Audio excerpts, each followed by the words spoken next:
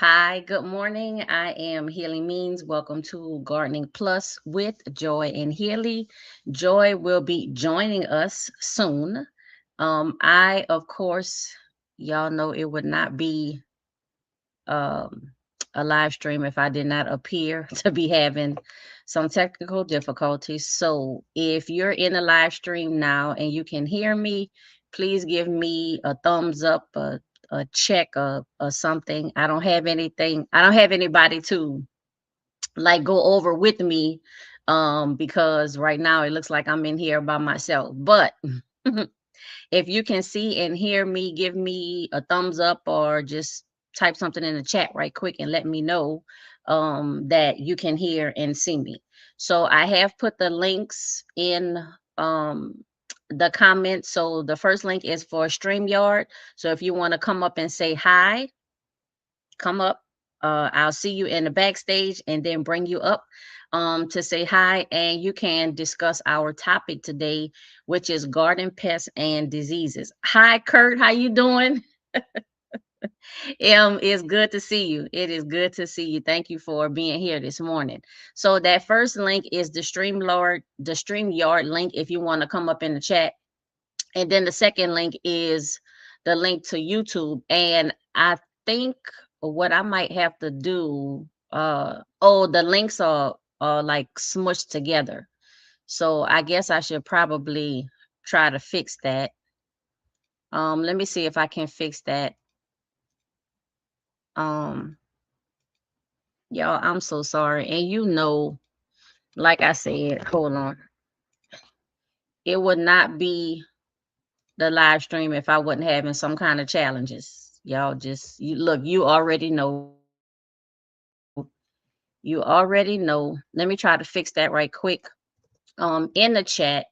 And as I'm trying to fix myself, y'all let me again say that today's topic is on garden pests and diseases. So if you've been working in your garden even for just a few months, or if you like me who literally just like resowed seeds like last weekend on the Labor Day, Memorial Day weekend, y'all look, it is what it is. Y'all already know. So um let me at least have some sense of professionalism and get back to the script, y'all. So welcome to Gardening Plus with Joy and Healy. I am Healy, and Joy will be joining us soon.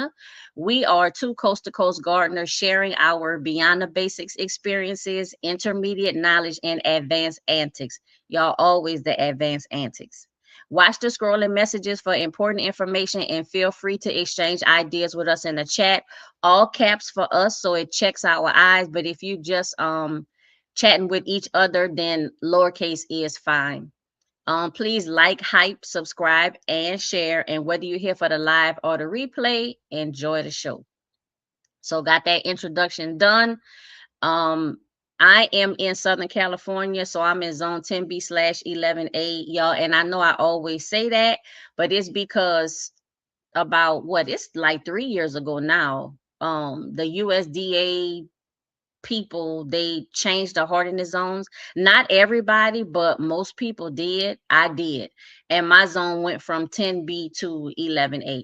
Definitely agree with that because we do experience warmer weather, I find, like in the past couple of years. So if you're not familiar with the zones, so like zone 1 to 2, like whole zones are a 10-degree spread, and between the A and the B it's a 5-degree spread. So and then the plant hardiness zones are just it measures like the lowest temperatures in your winter time. There's of course an exact definition. I don't have it in front of me, but definitely please do your research. So right now I see Kurt Saul brother in the chat. Kurt, if you can put like your link or your information in the chat, please do that, y'all. Saul brother is in northern Texas. I believe this is his second year growing at his current location. Please check out his channel. like, comment, subscribe, all of that. He is at Soil Brother on YouTube. He may be on other social medias, but you definitely can find him on YouTube. You know, for me, I'm only on YouTube. So I've been here at my current location for about 9 years gardening in this space. Almost everything that I do is above ground. I have 3 fruit trees in the ground, and everything else is in raised beds, containers, buckets, pots, you name it, but it's all above ground. So I just specialize in the container gardening. I have let's see if I can get this right, y'all. I'm going to try to do it. So like I said, our topic today is garden pests and diseases, y'all, and I want to talk about it because like I said, if you've been growing, if you whether you started growing in, you know, January or February. I'm not going to go back to the previous year because I know some people start seeds indoors like October, November, December timeframe for the following year. I'm just going to start with January. But whether you started in January or you just recently started, at this point, pretty much everybody is putting plants outside or stuff is already growing outside. And you know, if it's growing outside, you got the elements, you got Mother Nature, and unfortunately, we have pests. Ugh, y'all. I just ugh. So just to let you know, like what have I been doing since the last live stream. Pretty much y'all just been resowing and planting my garden, y'all. That's all I've been doing. And this is just a quick just snapshot of some of the areas of my garden. At the top, you see this is the main growing area where I have 2 8x2 VEGO raised beds. I do have the cover mesh system on them, and then above them I have some shade cloth that it's rolled back right now, but I have shade cloth in those areas. In the middle, it's a mix of 2 potted cherry trees and then 3 GREENSTALK garden vertical planters. Then you see in the middle on the left side, that's my 15-gallon bucket stand. So I have 10 growing spaces there. In the middle, you see Joy's flowers. I'll talk about that in a minute because that's something new that I've added to my garden. The middle right this is the new pepper graveyard. So if you've been watching my channel for a while, sorry y'all. I'm sorry about that. If you've been watching my channel for a while, you know that I had a space where I just put my pepper plants to kind of like die, y'all, because stuff doesn't really die due to like the cold weather or whatever. It dies because of my mismanagement. So but I have a space because I have such a hard time of like just pulling up things, y'all, and composting them or throwing them away or whatever. If it has one green cell, y'all, I'm trying to save it. So I made a pepper graveyard, and these 2 grow bags right now, these are the pepper graveyard. At the bottom left, just some more growing spaces. These are 5-gallon buckets. In the middle, I have a 5-gallon bucket stand. So that's 14 growing spaces. And then on the bottom right, this is Aunt Jerry's raised bed right outside my window here. And this is another 8x2 VEGO raised bed. It doesn't have the cover mesh on it, but it does have the wall trellis. So that's what I'm doing with that. Some other stuff I have been doing. So on the left, you see Kurt's baby doll watermelon. Um, y'all, and it's not, I don't know. I'm gonna say it's me because I started so late. I didn't pay attention. I sowed 3 of these seeds, no, 2 of these seeds initially. I waited at least 2 weeks, y'all. Nothing happened. So I recently sowed 3 more seeds. Y'all check out my May garden tour video. I did it right at the end of the month. So I think it's the most current video that I have loaded up. And I go into detail about all the stuff that I'm growing in the garden. And then on the right, you'll see Joy's flowers. So our last live stream, we talked about flowers in the garden. And I was asking Joy, hey, you have so many beautiful flowers and stuff in your garden. what flowers would you recommend that I grow in my area? It was just, funny, something. I'm telling y'all the antics. And now that Joy is not here at the moment, y'all gonna get more antics than anything else. So hopefully she'll hurry up and and show up and put the cat back in the bag. But these are just some flower seeds that I sowed. Again, check out that garden tour, the May garden tour, and it'll show you all of the flowers, specifically that I sold. And then here, this picture goes straight into the topic for today's video, pests and diseases. On the left, you'll see powdery mildew on tomato plants that I have planted way too close together, and that definitely contributed to the powdery mildew. In the middle, if you can see right on the top of the dragon fruit. So this is a sugar dragon fruit, and it is covered with ants. There, it's covered with ants. But inside, I don't know if you can see like the little specks, there's also black aphids. If you look at the picture on the right, this is a carrot stem, like a carrot leaf, and you can definitely see the aphids on that picture. So I'm dealing with pests and diseases, which is the main reason why I picked that topic for today's live stream. Now, over the next 2 weeks, my plan is going to be just hoping that my seedlings germinate, y'all, and things grow. Because I started so very late, I think what's going to happen is that I'm going to get growth and development, and I'm going to get harvest, but I think I'm going to really have to deal with the elements, the high heat and harshness of the sun, and then plus the pest pressure. I think I'm going to experience more of that this year because I started so late. But y'all, it is what it is, and I'm going to deal with it. And then also, I want to think ahead on, okay, once all of this harvest and stuff comes in, what am I going to do with all of it, y'all? Because me and my household, we don't just grow food just for YouTube. We're not just growing it just to be growing it. Oh, no. No, no, no, no. We got to eat it. We either going to eat it fresh, we're going to dehydrate it, we're going to freeze it. I'm not into canning. And y'all, I want to get into canning, but I'm not there yet. I'm trying to get there, but I'm not there yet. But what am I gonna do with all of the harvest once it comes in? I do share and donate to like community and local charities and stuff like that. So, but I just want to start thinking about that now, because I feel like when the harvest comes in, it's gonna be hot and heavy, and I want to be ready. All right, so the next thing that I have, so today's term, sometimes we have terms, sometimes we don't. Today we do have a term, and it is integrated pest management, or IPM.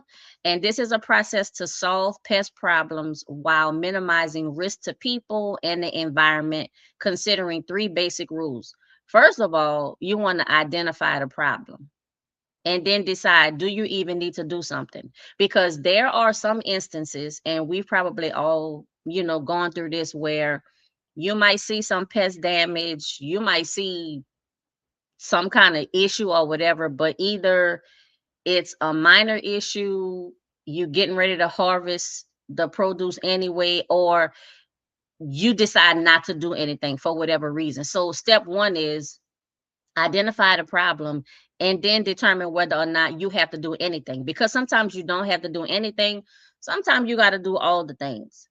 The second step is to select a proper control action or strategy. So okay, you decide, all right, I'm going to do something.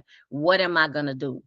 This IPM wants you to start doing from the bottom up. So you see like prevention at the bottom of the triangle, like it's the largest part. So prevention is key. You know how they say, what is it? A ounce of prevention is, y'all, whatever the saying is. My brain all over the place. I can't concentrate when Joy is not here. But you want to do the most prevention. Then you want to step up to cultural and sanitation, and just keep going up. And you see chemical, in parentheses, pesticide, is all the way at the top, and it's the last thing you want to do, and it's the smallest thing that you want to do. And then the third step for IPM is you want to evaluate the results and then go from there. So if something is working, but you still have the problem, you want to repeat. If what you tried is not working, you want to try something different.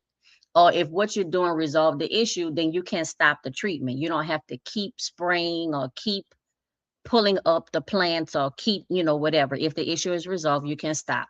So that's integrated pest management, or IPM.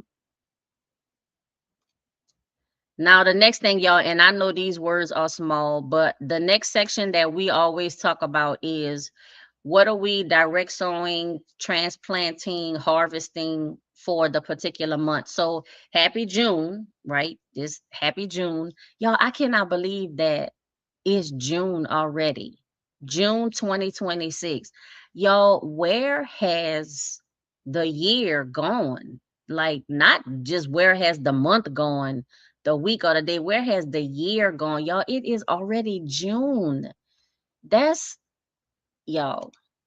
So in my area, at this point, and this kind of what this picture shows, and again, I'm sorry that it's small. It really shows you information for all the zones, but in my area, zone 10, 11, we're direct sowing everything. So all of the warm season vegetables, fruits, herbs, flowers, we're direct sowing all of that outside. If you do want to start stuff inside, in my area right now, it'll mostly be like succession, things that you want to have succession planning for, but still succession planning of warm crops. So the beans, the cucumbers, the peppers, the tomatoes, the squashes, stuff like that, all of your warm season vegetables. And then to transplant, again, anything that you've succession started, anything that you haven't set out yet, you can transplant those. And pretty much that's what's going on in my area. We're doing everything outside. The temperatures are warm. Night temperatures have dipped a little bit, so we've been in the low to mid 60s. And I know some people probably like, girl, for real, that's it? Yeah. So low to mid 60s, and that's warm enough to germinate and grow pretty much everything outside. So that's what's going on in my area. And when Joy comes in, if she has time, she'll let you know what she's growing in her area. I do have some of her notes, so I'll give you a little bit spoiler for the direct sow. She says summer seeds, so cucumber, squash, melons, okra, corn, and basil. And that's pretty much the same thing that I'm doing. So right now, let me just go back to the chat and see who we have in here. If you want to come up on this live stream and talk about your experiences, tell us your tips and tricks. How have you dealt with garden pests and diseases? Please come up in the chat. I put the link up here. I also typed it in earlier. Let me go ahead and type that in again. Oh, I did. So it's in the chat. Don't be scared. If you want to come up, you know what I'm saying? Come up on stage. We'll definitely give you some time to share your experiences, because that's another thing too. Like, of course, we want you to hear what we have to say. That's why we're doing the live stream. But we want to hear what you have to say too. So you can type it in the chat. You know what I'm saying? But if you bold, if you brave and bold, come on up. Don't be scared. Come on up and say hi. And I promise you, we not gonna bite you. We not. I promise. All right. So like I said, today we talking about pests and diseases. And y'all, this is a big topic. Like, I can go on and on and on. And if you see the notes that I have prepared for this live stream, I really could go on and on. I'm not going to go through all of that. It's possible that Joy or I will do a follow-up video on our own channels to the live stream, or we might just give you enough information we feel that you will have to do your own research. Now, the references for the information that we provide today, it is in the description. So you can click the links, you can do further research. So we try to stick with science-based, educational backed research information, not all always, but we want to give you what's documented and what has been proven. So when you go and do your own research, you can see like what the scientists say, what the garden experts say. Of course, your garden, your rules. And I say the same thing for myself. Like I'm gonna do what I'm gonna do. And some of the stuff may not necessarily be what's researched and published, but we want to provide you that information as a base, and then you can decide what to do from there. Of course, like I said, your garden, your rules. Now, first thing I want to start with is a definition. Y'all, let's do a definition. I know, and this is like, oh, this is the sciencey stuff.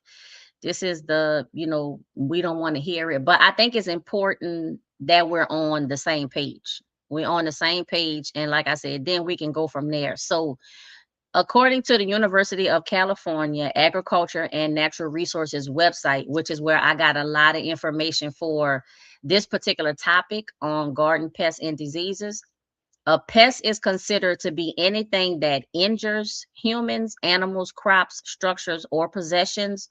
It competes with humans, domestic animals, or crops for food, feed, or water, and it spreads disease to humans, domestic animals, or crops. So that's the definition of a pest. There are three broad groups of pests, and you see them on the screen here. We have the invertebrates, we have the vertebrates, and we have diseases.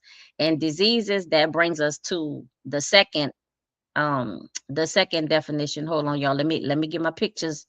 Let me get my picture straight here. All right. So a disease is a malfunction in a plant in response to an infectious agent or pathogen, mostly a bacteria, a fungus, a virus, or a nematode. So plant diseases are the results of three factors. And this is important because you have to have all three of them in order to have disease. So if any one of these three are missing, you don't have disease. So you have to have the environment, you have to have a susceptible host plant, and you have to have a pathogen, the disease, the virus, the bacteria, the whatever. So it's important to know you have to have all three of those to have the disease. So if you knock out just one of them, you won't have the disease. And that's something to think about, because there are some things that we can control, or at least try to come up with a plan for, and then some things, we can't. Like we can't change the sun, but if it's too hot, you can use shade cloth. Example, so like that. All right, so y'all, that was a lot. That was a lot, I know, but like I said, I think it's important to get those definitions in there, just so we all on the same page. And then if you have any questions or if you have any comments, please let us know. Type them in the chat. Like I said, all caps to get Joy and I's attention. Or if you're just talking amongst each other, then just go ahead and do lowercase.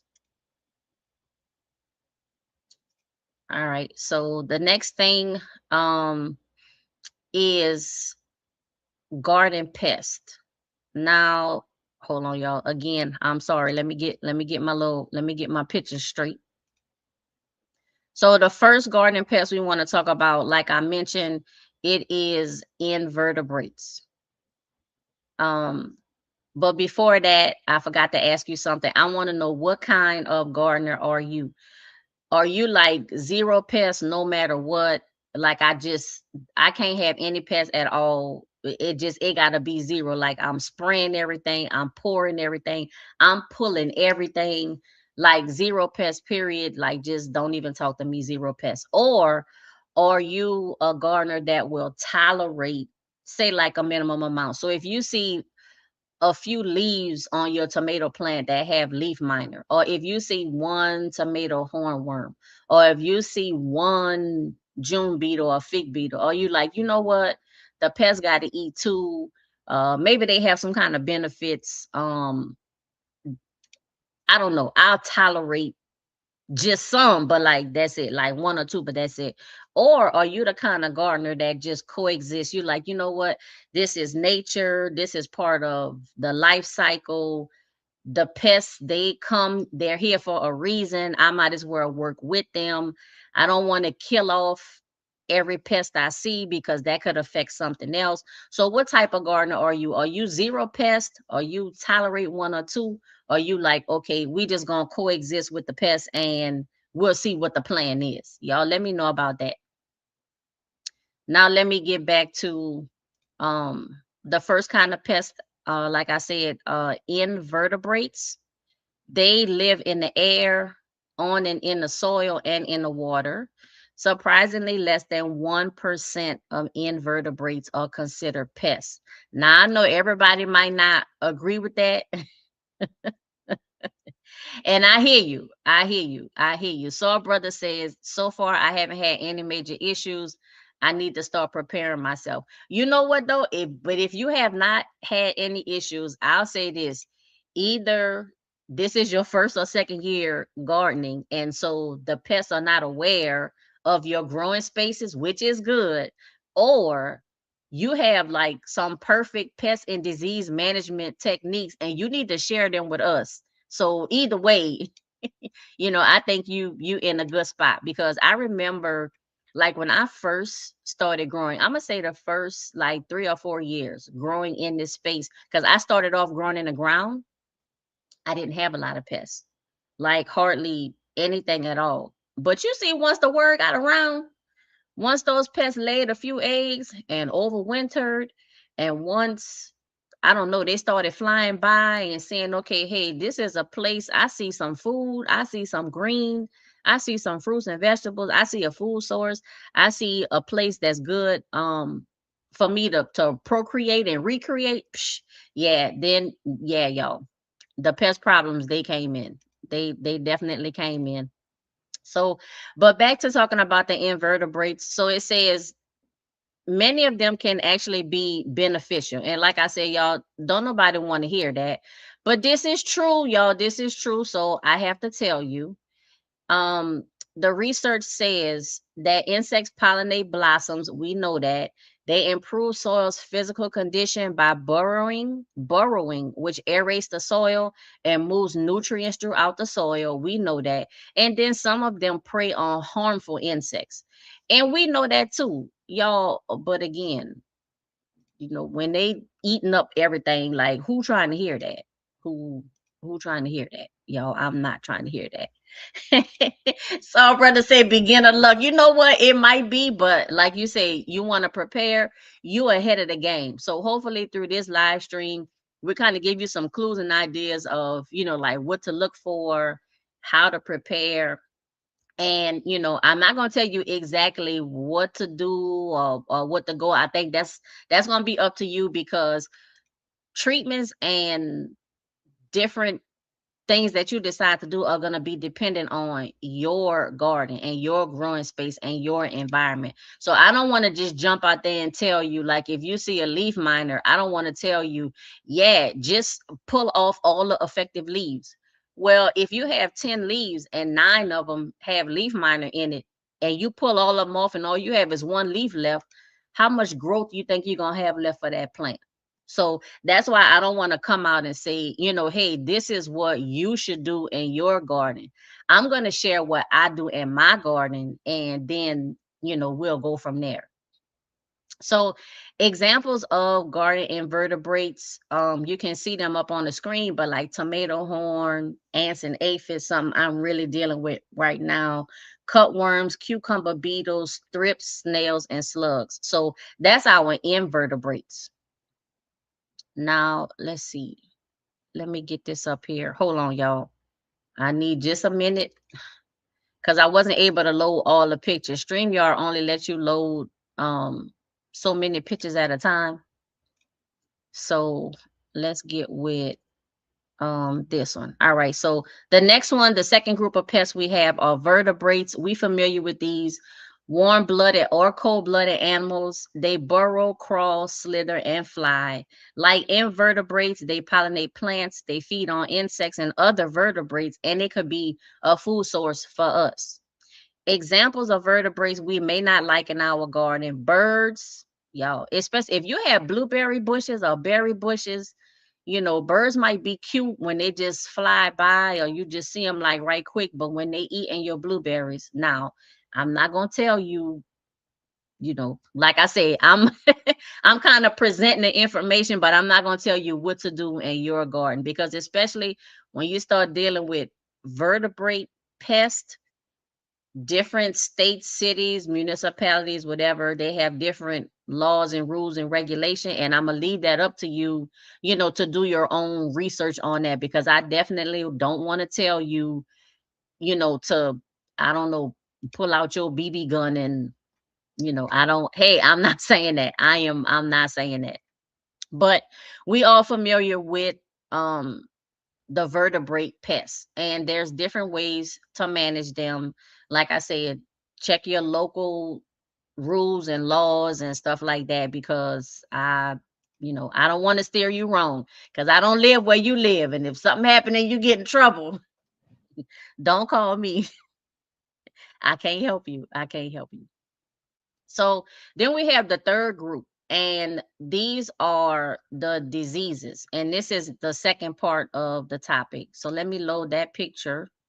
And again, y'all, I apologize for the delay and you know, not being like perfectly smooth on this. But the diseases, now this is something, y'all, that I find that I'm starting to experience more. And remember, we talked about the disease triangle. So for a disease to affect your plant, you have to have a susceptible host plant.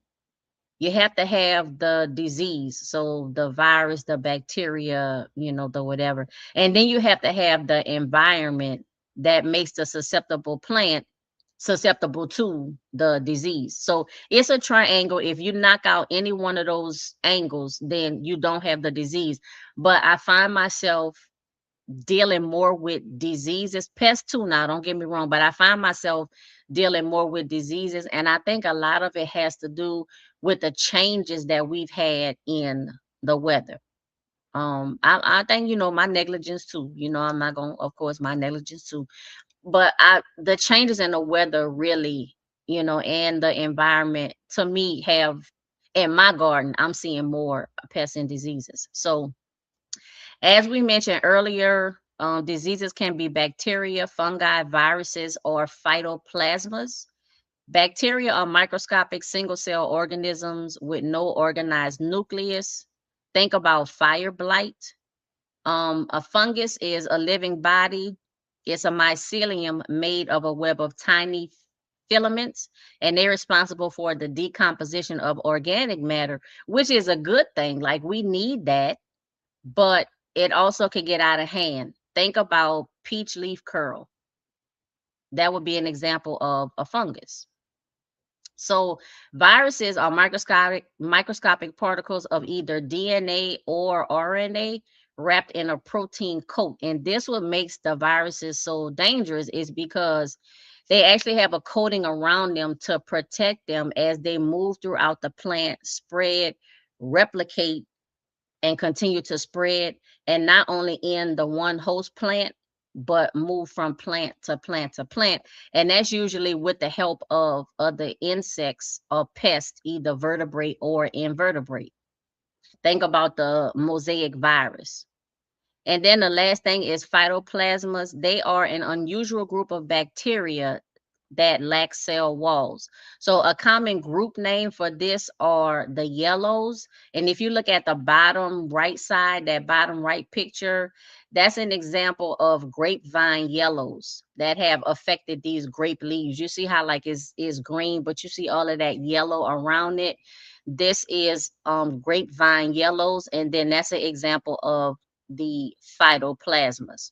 So I know that that was a lot, you know, to go through. Again, a lot of information. And y'all, just a break right quick.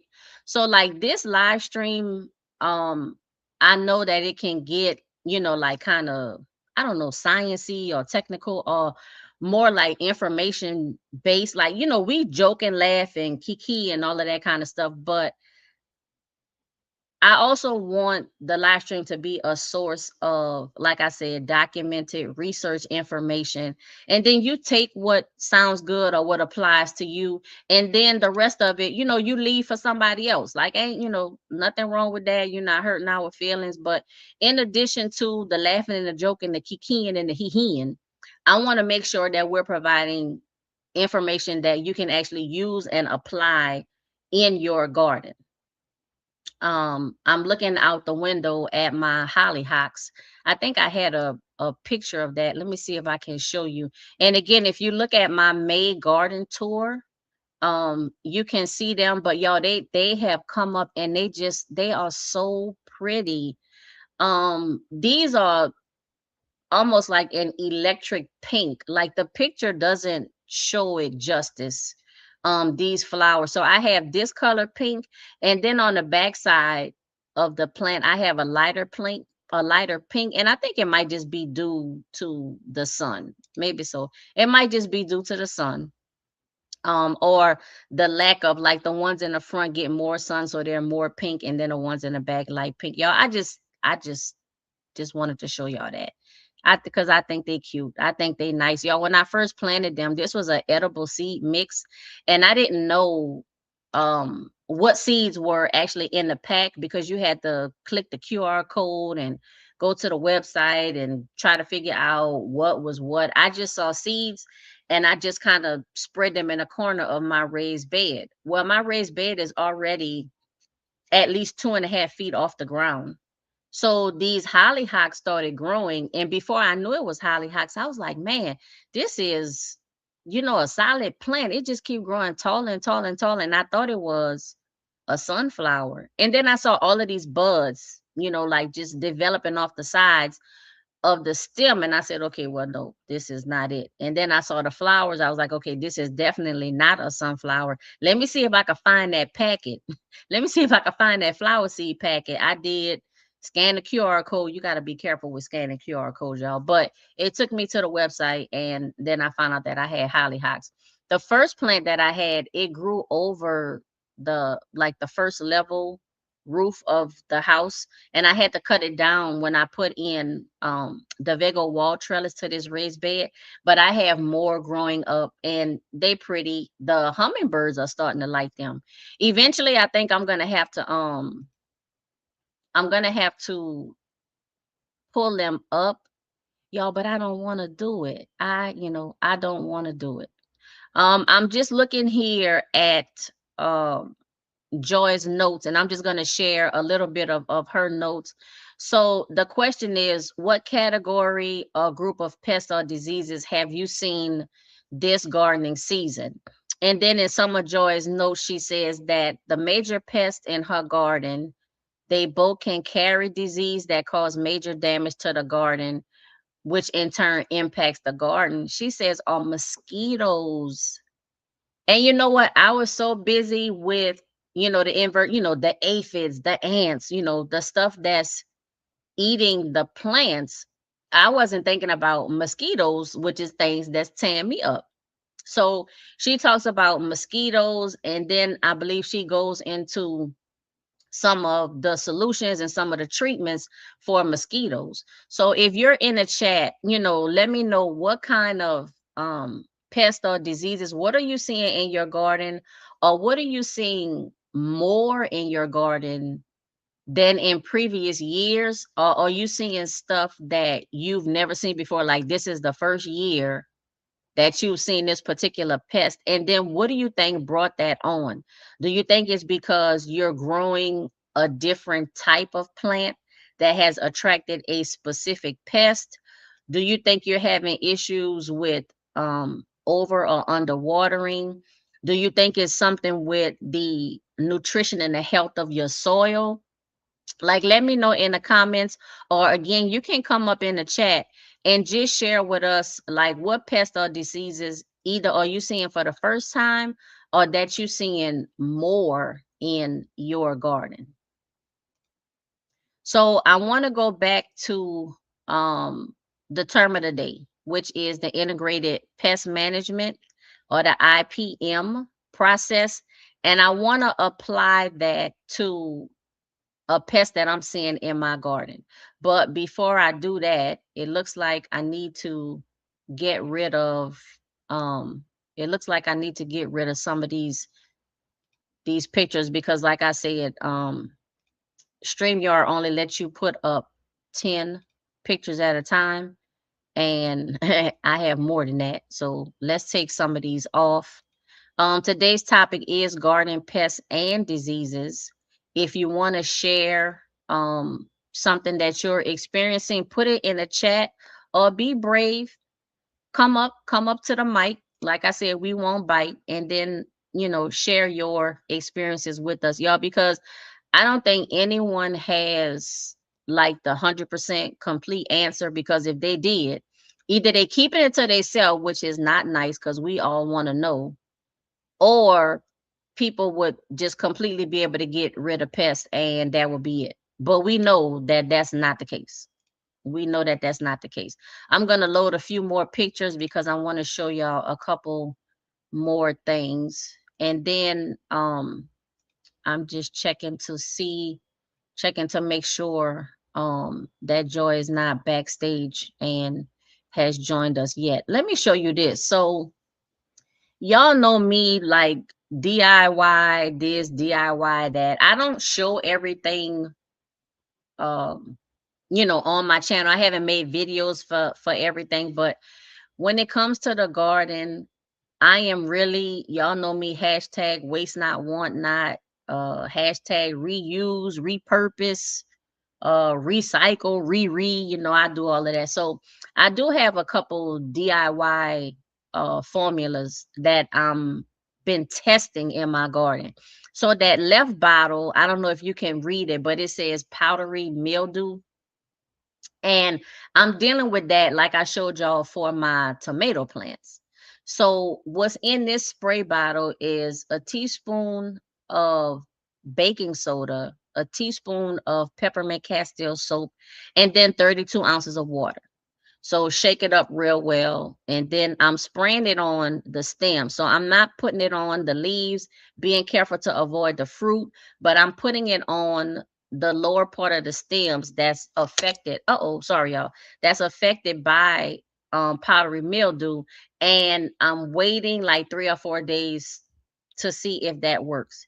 If it works, then I'll apply it to the rest of my tomato plants and I'll continue using it. If it doesn't work, I'll see, does it look like it's working, but maybe it's too strong and maybe I should dilute it more? Or does it look like it's working, but it's not strong enough? Maybe I need to add another teaspoon of baking soda, so I'm playing around with it. These solutions are in the experimental stage for me because I didn't previously have a real issue with powdery mildew. Now I do. The second bottle in the middle, this is what I use for aphid, spider mites, and kind of like those soft body invertebrate.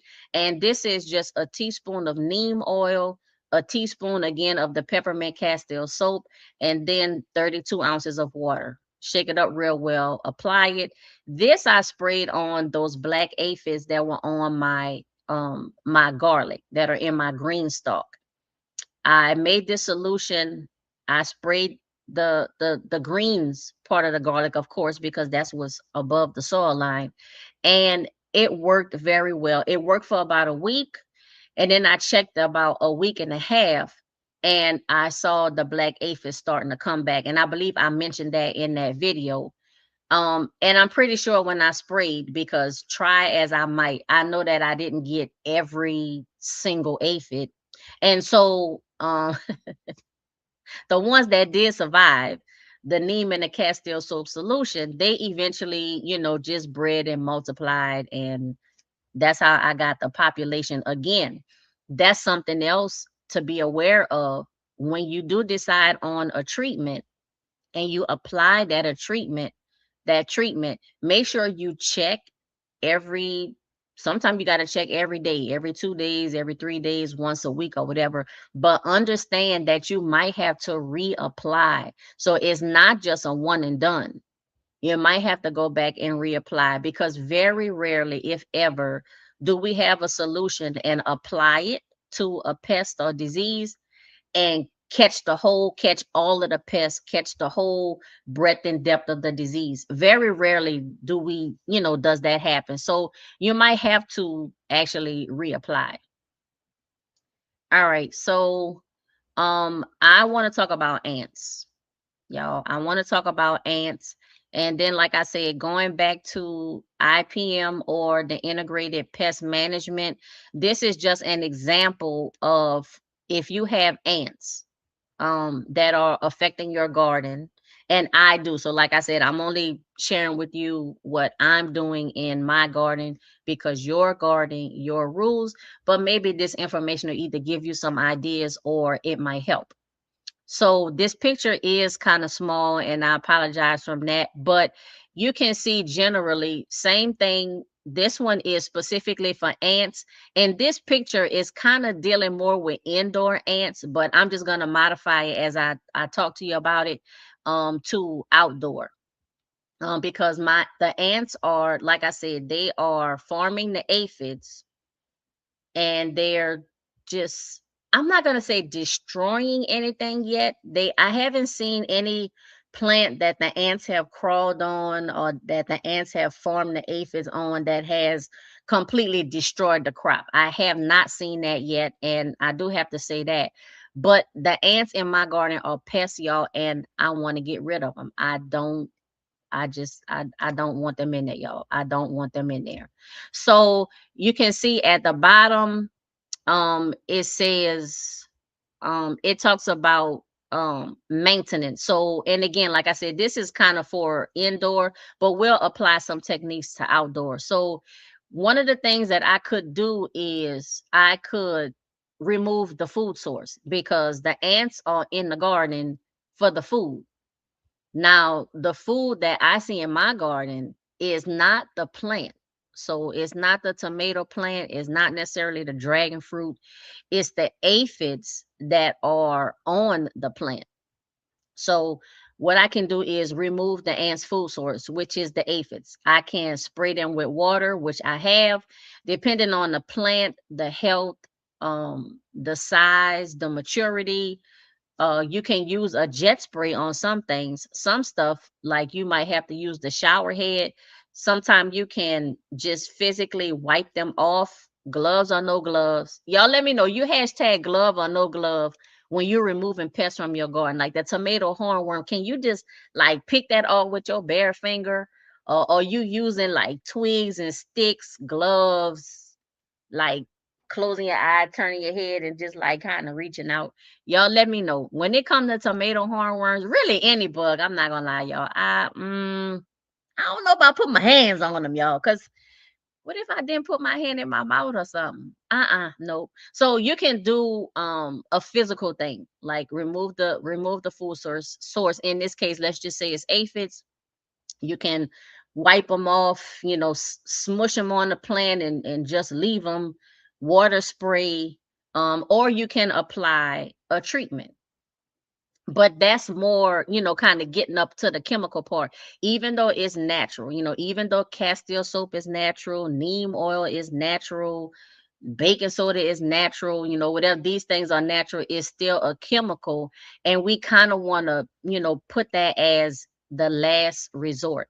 Now, speaking of chemicals, so let's just say, okay, I smashed them with my fingers, that ain't really working.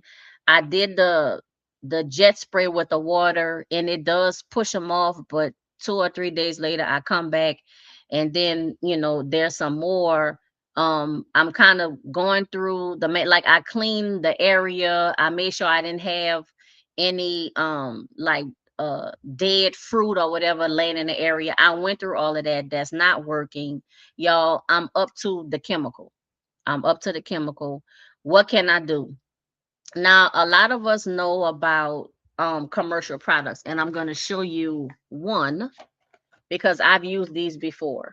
If you can see these are the Taro Ant Killer Liquid Ant Baits. And let me see, it says that the active ingredient is borax at 5.4%, and then 94.6% are other ingredients. So with these liquid ant baits, and another thing too, you have to determine, if I could go back just a little bit, what type of ant. I need to know that, because some ants like protein, some ants like sugar. I have Argentine ants. They like sugar, but they also eat protein at certain times of the year, but they like sugar all the time. So what happens with a lot of these ant baits, you have like the poison in here, the toxicant, which in this case is the borax, and then you have sugar. You have something sweet, sucrose, sugar, something sweet.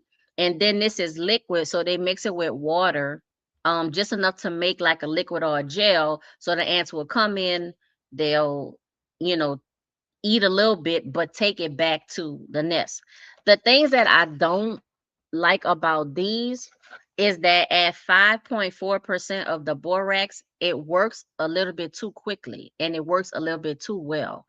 I want to kill the ants in the colony, the whole thing, the larvae, the worker ants, the queens. I want to kill like everything, y'all. That's what I'm trying to do. So I don't want the ants to like die on contact. I want them to carry this back to the colony. And what the research shows is that 5.4% can be too strong.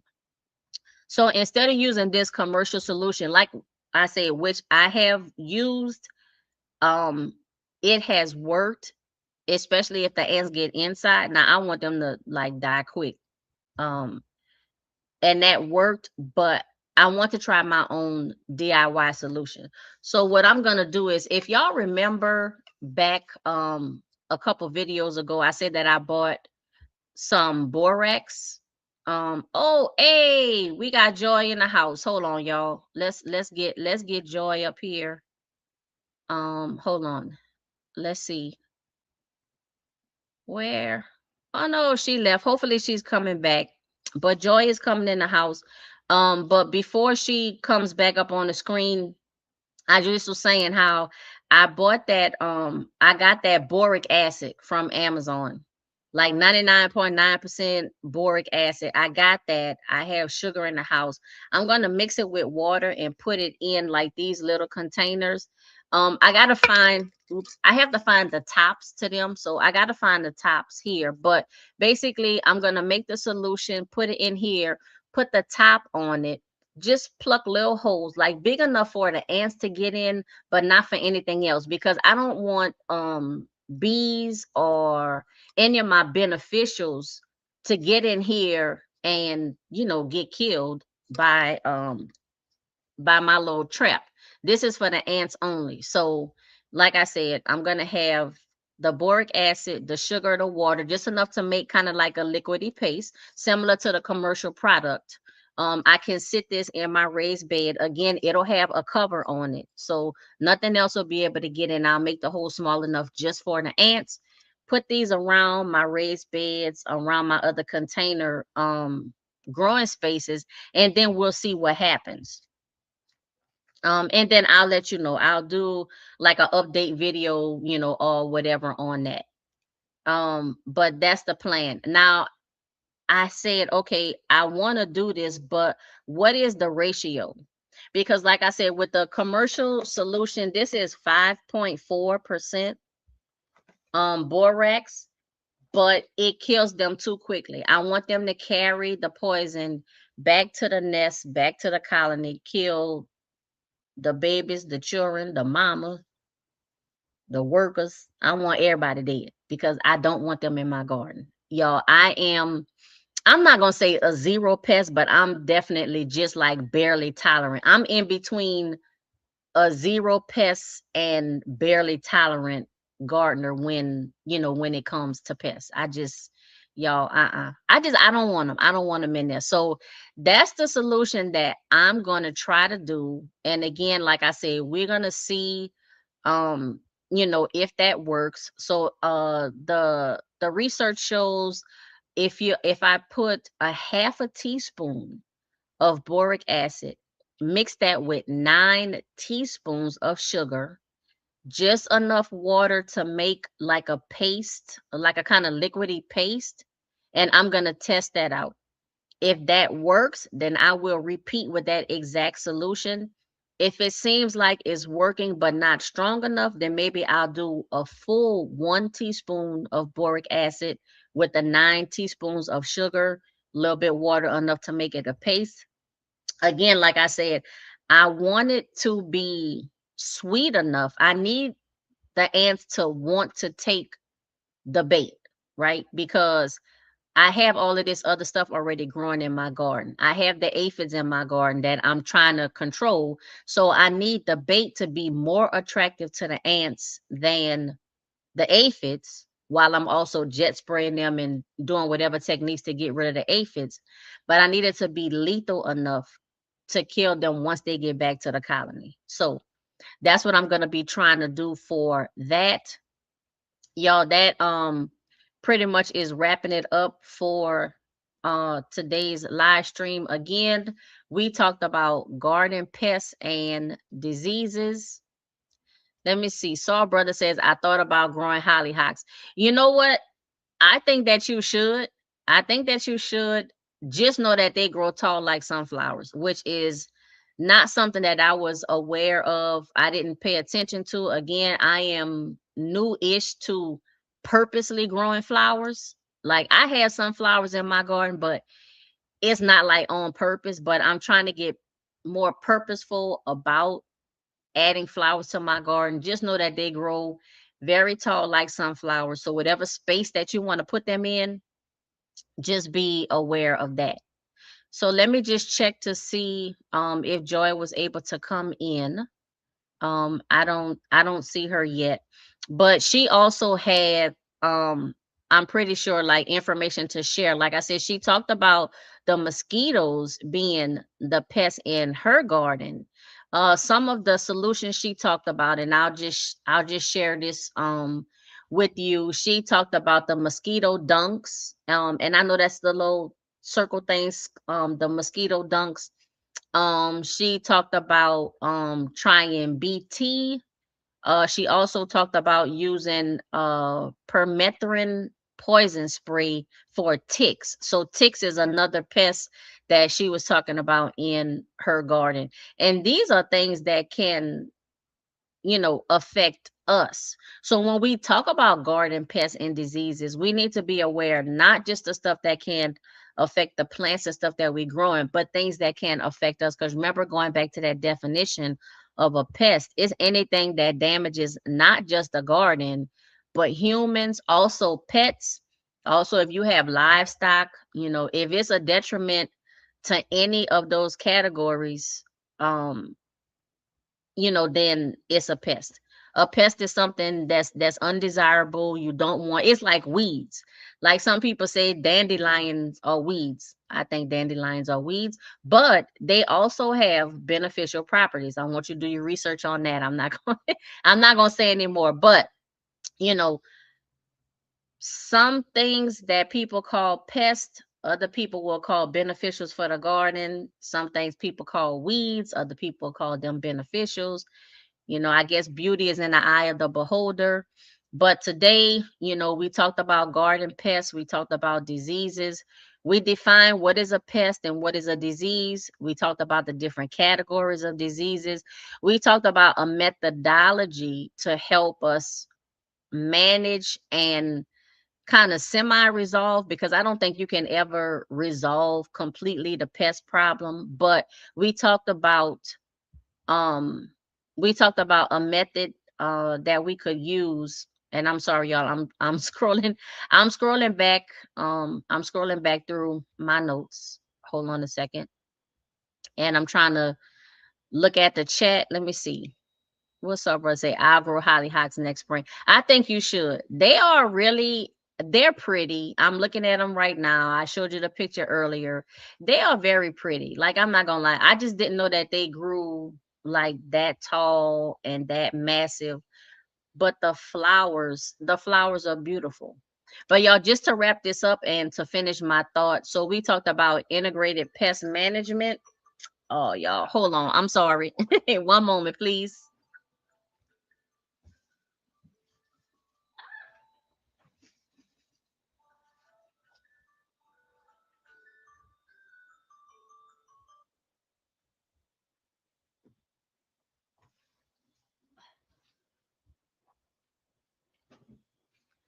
All right. All right, I'm back. Yo, I'm telling you, the cropping and the zooming for a live stream, I'm telling you, is something. But so we talked about integrated pest management, and that is a whole methodology and a system that we can use for dealing with all type of pests and diseases. We want to start with the safest, the least environmentally impactful solution, and then work our way up to eventually, if we have to use chemicals, we still want to use them wisely. We want to use them consciously, but sometimes they are needed. I am not like an anti pesticide or insecticide, herbicide, fungicide. That's another thing too. Know what it is that you're using in your garden. Know the limits, know what it can do, what it can't do. Just be aware of all of that. I would also caution, when you're using chemicals to control or to manage pests and diseases, try it on a small sample area to see what happens before you just apply it to the entire growing space. So, but ladies and gentlemen, yep, that's today's live stream. I want to thank you for being here today. As a reminder, the Gardening Plus Compact podcast, and I keep calling it a podcast, y'all. I think I'm like trying to, speak something into existence. But it's normally live stream at 2 week intervals. It'll alternate between me and Joy's channel. So today it's on my channel. The next one might be on her channel, but subscribe to our channels, put the notifications, set it to all, because sometimes we switch it up. Joy might have it 2 weeks on her channel. I might have it 2 weeks on my channel. So just make sure you are subscribed, like, hype, comment, and share this live stream, our channels. We really appreciate you. My channel is multi-topic content. It actually started as a natural hair channel, and then it expanded to all of the topics that's on there now. Joy actually has two channels. Let me pop up her information. Let me see if she included that. She actually has two YouTube channels. She's also on Instagram and Facebook, and she shares multi-content also. I think her joy of the garden and home is mostly focused on gardening, but she also has, like I said, another YouTube channel, and she has other information that she shares there. So please make sure that you subscribe, like, comment, hype, share, all of that, our channels. We did have, I saw Soil Brother join us today. That's Kurt. He's at Soil Brother, SOILBROTHA on YouTube. Make sure you check out his channel, subscribe, comment, like, and share. Hype his videos. He is a second year gardener in his area in northern Texas. I'm in Southern California, and then Joy is in New York. So we're growing in different zones, different locations around the country. We each have our own individual experiences, and then we also have shared experiences. And that's what the Gardening Plus podcast is about, because we want to know what different people are doing in their gardens. Like I said, some stuff is very individualized and specific. Like I grow almost exclusively in containers, while Joy grows in ground, and then she also has containers. She's growing for production because she does sell her plants at farmers markets and plant sales and things like that. I mostly grow for myself, but I also grow to share with my community and different food organizations that I'm associated with. So see, different reasons for growing, different situations, different methodologies, but we all come together to show to share our experiences, to share our information, and it's to help all of us. And with that being said, ladies and gentlemen, we covered a lot of topics today. Again, we talked about garden pests and diseases. I hope the information um, is helpful to you in some way. Even if out of this over hour plus live stream, you found only one thing that's helpful, do additional research on that one thing. Share this live stream so others can hear the information that we put out today. Um, and just to let people know that we're here. So Joy says in her outro, she'll tell you to sow well, harvest more. And then I'll say, until the next time, be safe, be well, and be blessed.